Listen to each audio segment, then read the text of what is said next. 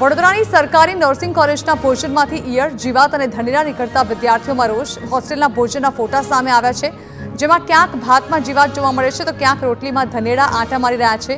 આટલું ઓછું હોય તેમ રોટલીમાં પણ ઈયળ દેખાય છે। દિવાળી પહેલા ખાદ્યતેલના ભાવમાં થયો 75 રૂપિયાનો ઘટાડો। છેલ્લા 5 દિવસમાં તેલના ભાવ 75 રૂપિયા ઘટ્યા। સિંગતેલના 15 કિલોના ડબ્બાનો ભાવ 2250 રૂપિયાથી 2300 રૂપિયાની વચ્ચે થયો, જ્યારે કે કપાસિયા તેલના 15 કિલો ડબ્બાનો ભાવ 2210 થી 2260 રૂપિયા થયો। નવી મગફળી કપાસની આવક થતાં ખાદ્યતેલ થયું સસ્તું।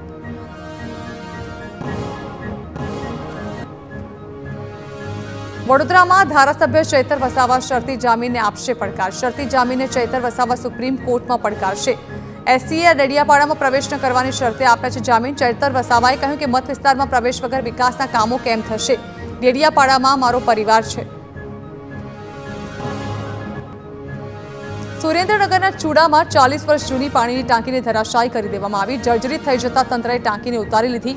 વાસ્મો દ્વારા નવી 9 લાખ લીટરની ક્ષમતાવાળી ટાંકીનું કરવામાં આવ્યું છે નિર્માણ। નવી ટાંકી બનાવતા જૂની ટાંકીને કરાઈ છે જમીનદોસ્ત।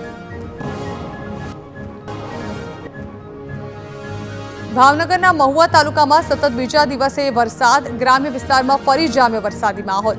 બગદાણા, મોણપર સહિતના વિસ્તારોમાં વરસાદ। ધોધમાર વરસાદથી ખેડૂતોમાં ચિંતાનો માહોલ। નવરાત્રિમાં ખેલૈયાઓના રંગમાં પડ્યો ભંગ।